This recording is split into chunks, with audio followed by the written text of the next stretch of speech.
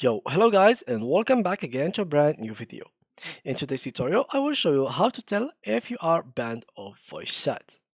So basically Valorant, if you got so many reports on the voice chat that you are abusing voice chat, you're trolling your team, etc., you will get banned immediately from the voice chat.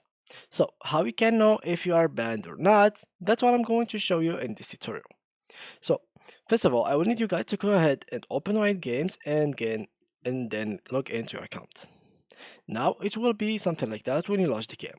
So go ahead and click on play and basically invite a friend. You really need to invite a friend in order to understand what's going on. Now let me just remove this. So here we go. Now as you can see here, when you enter the game, you will notice that each one of your teammates will have this icon in his next to his name. So basically if this X was next to his name, it means two options. One, he doesn't have a microphone connected to his Valorant. Two, he is banned from the voice chat. And the same thing will go for you. So basically, in order for me to check if I'm having a problem or trouble with the voice, first of all, you need to invite a friend. Because, for example, for me, I have the ability to play, but to actually talk, but because I'm alone, I can't really talk. But I have this X in my name. So, as you can see here, I have this X, and still I can't really talk. I can't talk if I have a friend with me.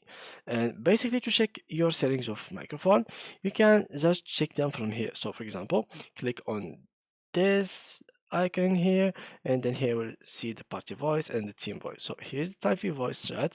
You can turn it on here, so make sure that it is on, and this one as well.